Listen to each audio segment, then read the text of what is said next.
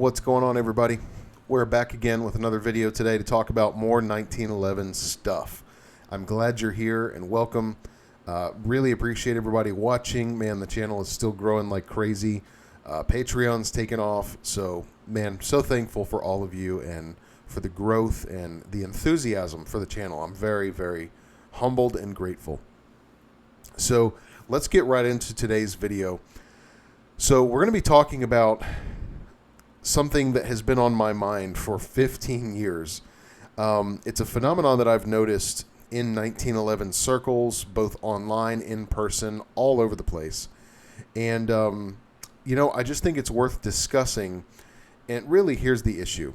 You have, in my mind, three categories of 1911 pistols. You have factory 1911s, you have semi-custom 1911s, and you have full custom 1911s. And when you really get down to the heart of these, they have three very distinct and different approaches, methodology, ideologies, end goals. Their value points are different. And what I've noticed happen over the years is certain ideologies and standards in the custom gun world start to creep into the factory gun world. And in my opinion, they are unnecessary and unrealistic standards to apply to a factory-built 1911. So that's what the motivation was for this video, is I think we need to separate these three categories out and really put them in their proper place and stop cross-pollinating the ideology and the methodology between the three, because really all that ends up happening is things just start to become really unrealistic. And I'm going to give you an analogy to drive this point home. So my F-250 is a factory truck, okay? And let's say I was having a fuel pump issue with my truck. And some guy walks up to me and starts sort of talking down to me and really telling me that I should be using the fuel pump that he has in his F1 race car. I think if you guys were standing around watching that interaction, we would all look at that guy and think, what a nut job, right? That would be really strange. It's like, man, this is a factory F-250. What are you talking about? That's a race car. That's a totally different thing, right? Well, that's how I feel when people bring methodologies, ideologies, standards from the custom gun world into the factory world. It's very strange, and it doesn't make sense, and it makes them feel disconnected and out of touch and just uninformed. And so now those of us who are trying to learn, what can happen is we hear those things and being very well-meaning, they confuse us. And so that's what I want to kind of work on today with this discussion. And so let's just get right into the talk. All right, so on the table, I have the TSOS Historical 1911, beloved pistol of mine. I've also got and by the way, the TSOS is representing the factory gun world. I have the Kimber Custom 2, and this is going to be representing the semi-custom and custom 1911 world. And we'll talk about why that 1851 Navy is here in just a minute. So the truest 1911s, technically, they're factory. But what is factory? What does that mean? What should we expect from a factory 1911? So first, we're going to take a step back and zoom out just a little bit. And briefly, I'm going to talk about factory manufacturing at large. Now, this is something I've been involved with in my career to some degree. I used to run a sheet metal shop back in the day. And so this is really evident no matter what you're making. When you're making things at a factory level, right, your main goal is not just turning over a good product, but efficiency, okay? That's the main goal. And here's what I mean. Let's say I sold a package for, let's say, 600 linear feet of square metal ductwork. Well, the best thing I can do after the sale of that package is to make it as efficiently as possible, right? I don't want any waste of materials. I don't want stuff to have to be remade. I don't want a bunch of touches and moves and slowdowns for each piece and part. I want everything. I want the fewest touches, the fewest moves for each and every part to get that thing ready to ship. And that is the spirit of factory production. And this has not been any different all the way back to the 1850s with Sam Colt when he was making this pistol right here, the 1851 Navy. So think about it. Sam Colt sells the military on this pistol, and they start putting in orders, and he sells those for a price per pistol. But at the end of the day, you have sold a product for a price. And now the best thing you can do is make those as efficiently as possible. All your profit disappears when you make things slowly. Why? Well, if I can have one person, let's say in an hour, get through 10 parts that passes before that person, and that's kind of what I expected, that's good. That means I'm paying that person an hourly wage and they're being efficient and things are moving properly. But if I have inefficient processes, or maybe that person is just not doing well, whatever the case, I'm still paying them the same money, but I'm getting less product passed through their hands and therefore out the door. So now my profits are being eaten into by inefficiencies. So the main goal with factory anything is efficiency. Now, the quality is designed into the systems, the templates, the jigs, the processes, all of that stuff. That's where your quality ends up, right? Your quality controls. But for the most part, once you have all that set up, you need to have your people trained up, and then you need to have them operate at a certain level of efficiency. Literally, when you're looking at a piece or a product, you are counting touches. How many times does someone have to touch this before it can move down the line into the next step of the process? If I can reduce those touches, I'm increasing my profit margin. You guys get the idea. And this goes all the way back to the early 1911s. Make no mistake, when John Moses Browning sold this design to Colt, they went right to work figuring out how to make this as affordably as possible. I can guarantee it. And you see this, the efficiency, the attempt at efficiency really start increasing almost immediately, where they went from guns being blued to then you started to get into like the Black Army 1911s, and then you started getting into the Parkerized 1911s. And then when these other companies come in, like Remington Rand, which is designed after, you start to see them even further. Man, how can we tighten down on those efficiencies? What do we have to do? What can we cut out of the process to save time and money? Now, this goes all the way back with Sam Colt to the 1851 Navy, which is why I brought this out, because also it's just beautiful to look at. But, you know, part of what made Sam Colt so successful was not just his designs and his marketing, right? Him going around and talking to officials and selling these pistols, right? What made him so successful was his factory prowess. Him and his engineers, his team, his staff, they figured out how to make pistols at such a high level very affordably and efficiently. And this is all very well documented. But his goal was not to have to go and hire a bunch of hard-to-find, high-paid, high-level gunsmiths in his factory. He was hiring people off the street and training them how to do one little piece and part throughout the manufacture process, right? It's lower skilled labor, it's lower wages, but once you get them trained up, templates, jigs, controls, you can crank stuff out. And that's really what he developed with the 1851 Navy, right? This particular 1851 Navy is, it says right on the top there, London, if you guys can see that, right? And this is based off of the London model. What was the London model? It's just an 1851 Navy made in his London factory.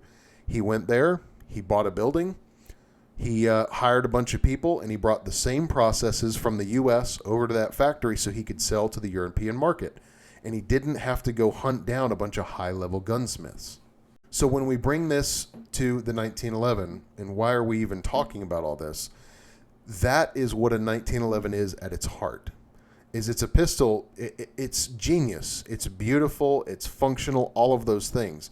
The fact that it's factory doesn't take away from it at all. I'm just telling you what you're not getting in a factory pistol is this super hand fit, everything's got to be tight, everything's got to be pretty. That has never been the goal for a factory 1911. Now, lately, they're starting to kind of realize, okay, we can do like some Cerakotes and Some factory pistols are, going back to blued because it's really pretty and all that good stuff. But the main idea is making a functional pistol that's reliable and works as efficiently as possible. That is a factory gun, and it doesn't take away from anything from the pistol. Now, let's talk about that hand-fitting comment that I just made. There are people who have Google and they think that by using Google and asking Google, were original 1911s hand fit? And Google says, why, yes, they were exceptionally hand fit. Not, that hand fitting is sort of like, let's use this analogy. Let's say me versus like a really nice quality New York pizza shop. I can say I made a pizza, and they can also say I made a pizza. We're using the same word, but how much of you want to bet that theirs is probably going to be better? Why? Because I'm pulling one out of a wrapper that was frozen and throwing it in the oven. They are making the dough. They're making the sauce. They've spent a lot of money on a really nice oven, right? You go down the list, but we use the same words. Well, when people say that the original 1911s were hand-fitted, well, yes, a human used their hands to do something with the gun, but that does not mean it is anywhere near what is being done today. So let's say that I am sitting at my station in a 1911 factory in the early 1900s, and my job is installing thumb safeties, because this is how it works. These are parts box guns. There would have been somebody who was sitting there, with their box of parts, whatever they were responsible for, and the pistol would show up in front of them, and they would pull out a part. And these things are rough machined. They're as close as they can get them, down to being installable. But they're going to leave certain areas a little oversized so that they can be fitted properly, because especially back in those days, they just didn't have the precision machining like we do. So you have to rough machine it close enough and then hog it down a little bit to make it work.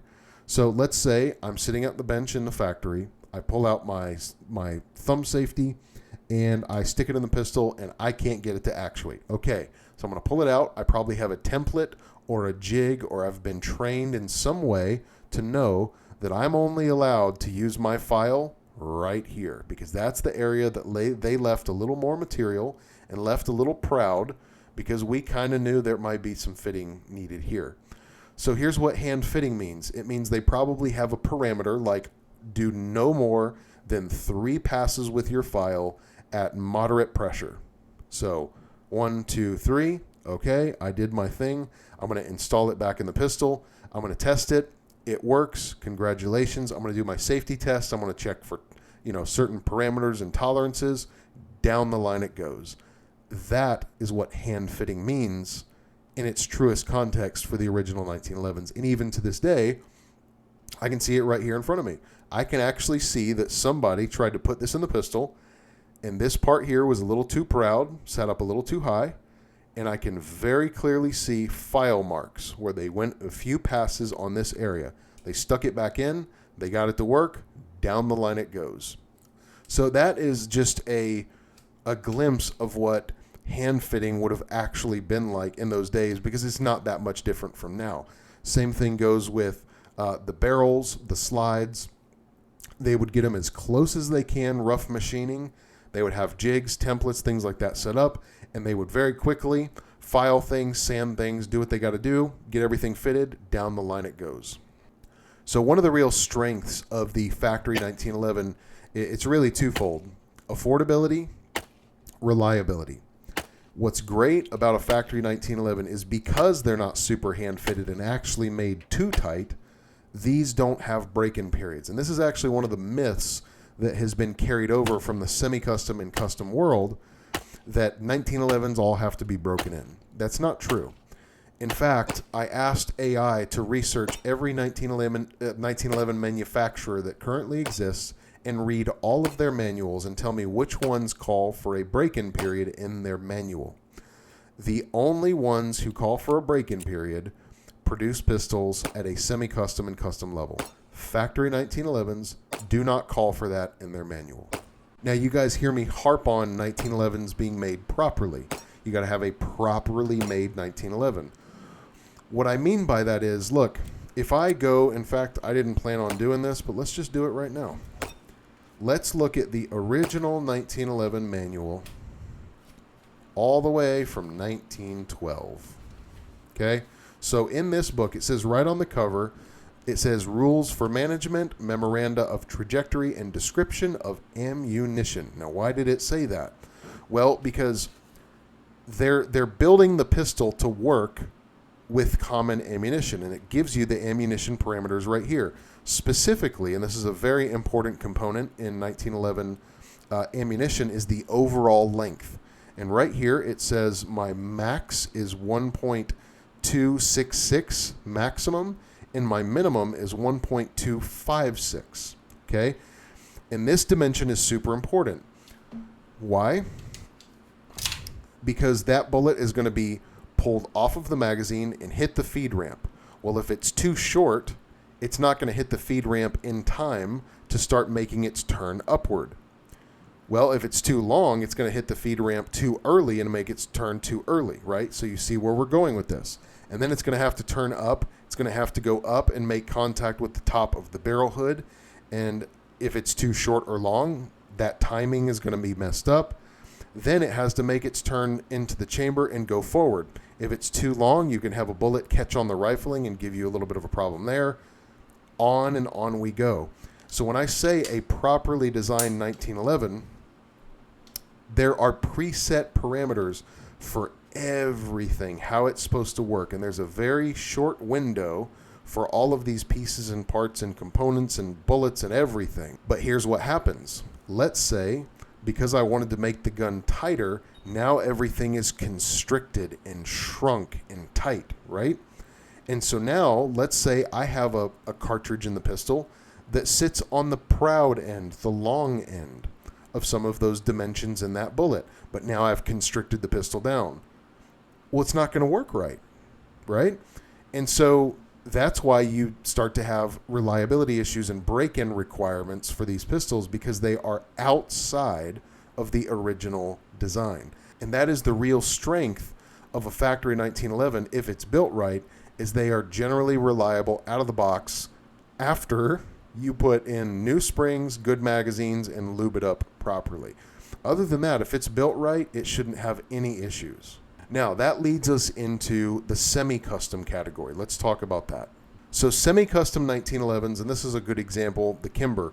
Other guns that sit in this category are like the TRP from Springfield, the Dan Wessons, Kimbers, things like that. Those are the semi-custom. And what does semi-custom mean? Well, it means that you have a lot of pieces and parts of the gun that are just generally made the same way as a factory gun. But what happens is you have more human contact, more time spent fitting parts than you do on a parts box pistol like a factory gun. And a few examples of that you get on the semi-custom level are, you'll actually get an actual trigger job where they do sear and hammer hook contact modification. You will also get a really nicely fitted thumb safety, right? And this one is excellent. No slop in between, no over travel. This has been carefully fitted and installed. You're also going to get fitted barrels where they're going to make sure that barrel locks up really tight. You're also going to get nice slide to frame fit, make that a little bit tighter. So you start to get these things in the semi-custom world. And then generally in the semi-custom category, you're going to get some additional features like, slide serrations and nicer finishes and things like that. So what do you get with a semi-custom 1911? Well, I want to say what you don't get. The gun is not more reliable. The gun is not any tougher. The gun does not last any longer. Okay? What you get when you start stepping out of the factory world into the custom and semi-custom world is things get nicer on a visual level and on a feel level. Does this trigger feel better than that trigger? Absolutely it does. Does this safety feel better than that safety? Absolutely it does. So what you get with semi-custom and custom guns is things start to feel and look nicer. But I'm going to be very clear. You are not purchasing reliability, longevity, durability, none of that. This pistol, this TSOS, is made with forged quality steel parts. The heat treating is fantastic. I would absolutely pit the longevity of these two pistols against each other, and I'm sure they'd hold up just fine. Now, let's jump over to the custom world. Okay, and also, I should say, the price points on the factory guns are anywhere from usually about $300 to $700. Maybe sometimes in the top end of like $1,000 for the factory stuff, but that's like Colt because they think that they're hot stuff and they charge that much. But then when you get into the semi-custom world, you're looking at like $1,200 to $2,000.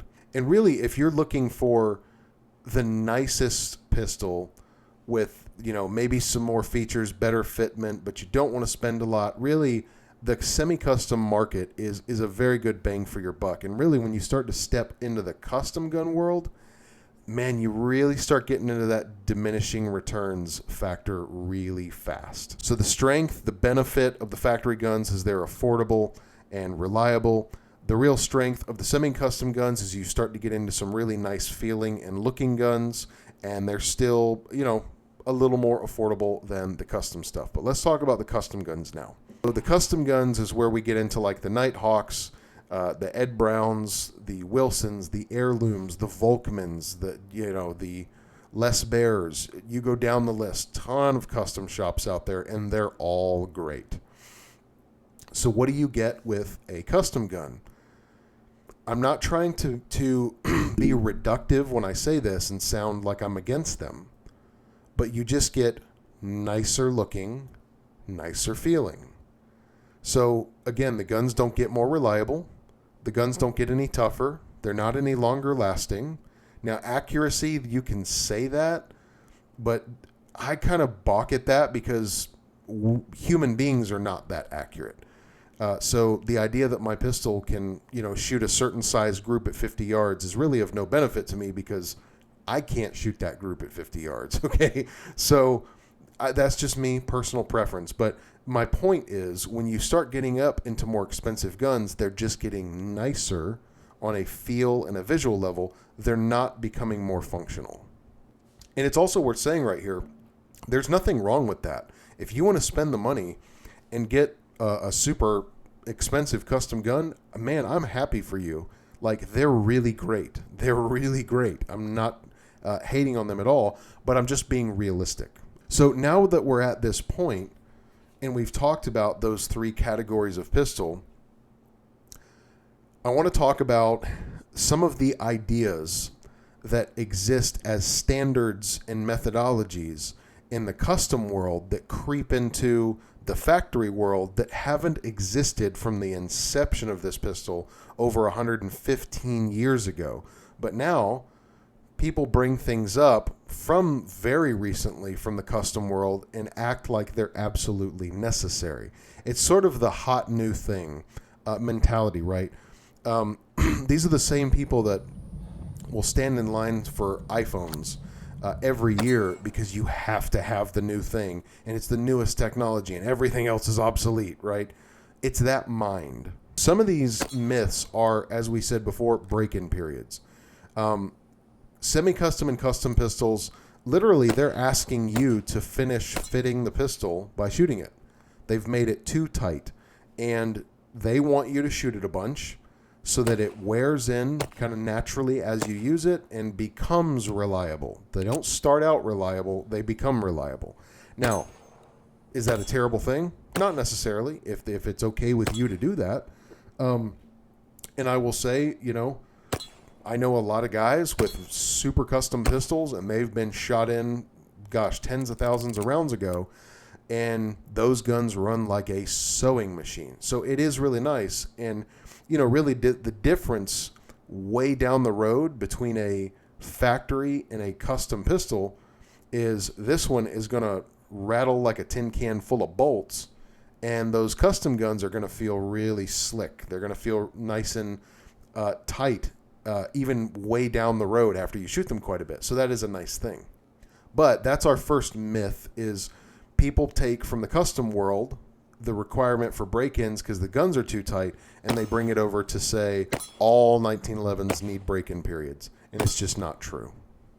In my experience, I have never, not one time, had a factory pistol require a break-in period. I think part of the reason for that is from day one, before I ever fire a shot, proper springs, good mags, proper lubrication, and I just don't have break-in period issues.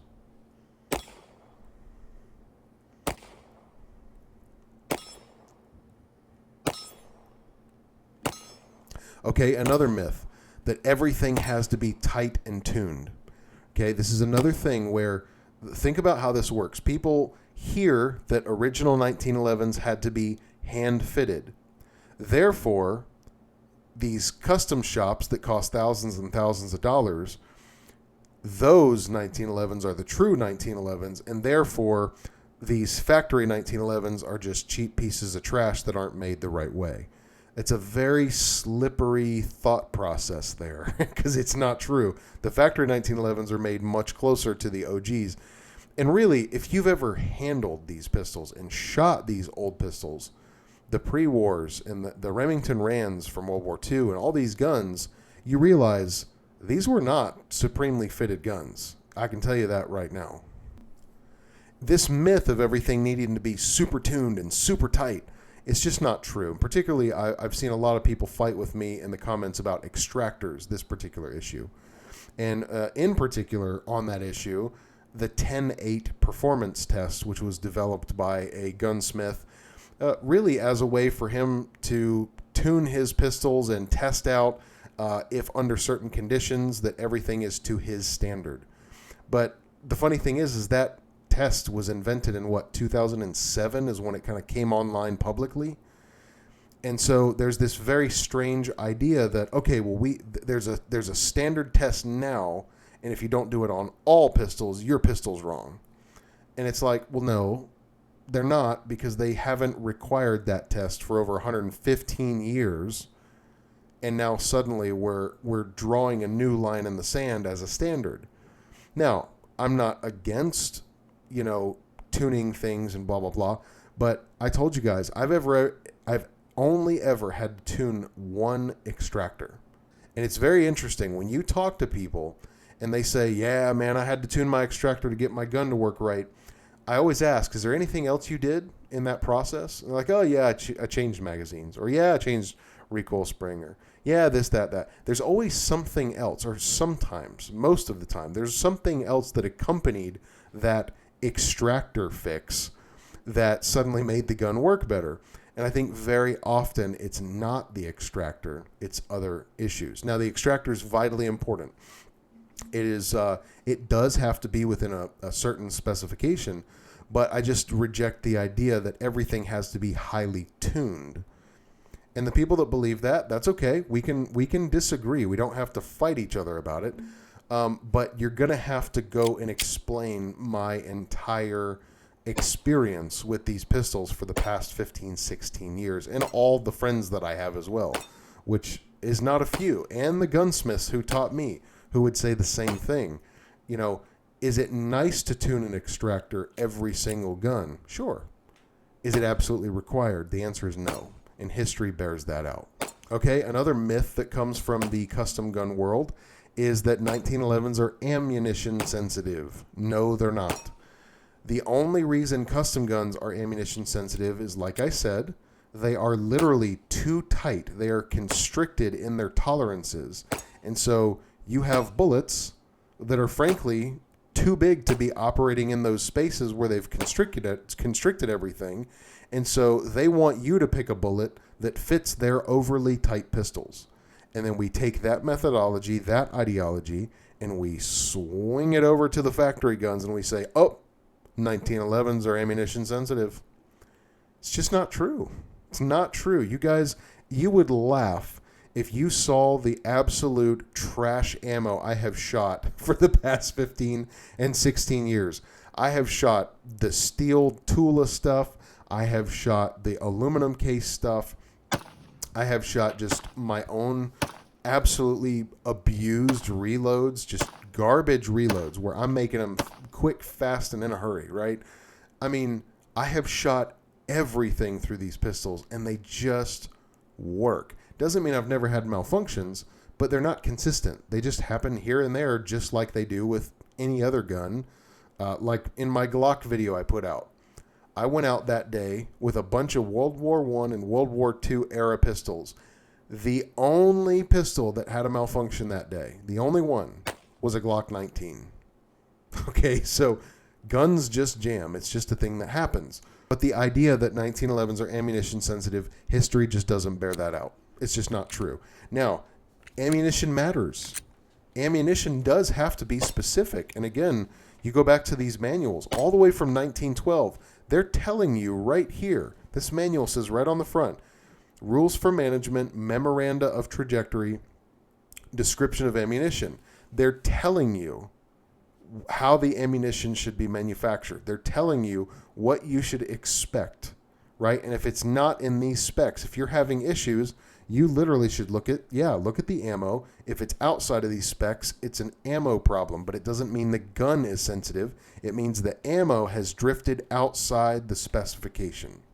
Okay, this is my Spear reloading manual, number 14. I have a pile of these manuals. I've got from Hornady and Lee and all sorts of reloading manuals, and they all have the same parameters for ammunition. So if the 1911 is made properly, which you guys hear me harp on all the time, and the ammunition is being made within common specifications that have been around for the same life of the pistol, then everything will work, and it's not ammunition sensitive. But see, when you make the gun too tight and you step outside of the original parameters, well, of course, yeah, it's going to be ammunition sensitive. You change the gun. So that's the video, guys. Basically, the main point I want to drive home is we need to understand what category of 1911 we own or we're interested in or that we're talking about. And it's really it doesn't make any sense to apply custom level methodology to the factory world. They just don't mix because they have a different end goal. They have a different intention. Because look, factory pistols, they're trying to make an affordable, reliable pistol as quickly and efficiently as possible. Custom guns, they're not trying to do this efficiently or cost effectively at all. They're trying to max out how the gun looks and how the gun feels. It is maxing those components out or those categories out. And so they have a very different end goal. They have a very different approach. And I'm not saying one's better than the other because, look, I think they can both exist together. I think they both have their place. I love them both. But I just think we need to be intellectually honest and not commingle those approaches and start criticizing one or the other because they're not the same gun. That's the reality. Okay, so I hope that was informative for you guys. I hope it was interesting. And I look forward to the comments. I'm sure this one will be plenty spicy. So until next time, we shall see you.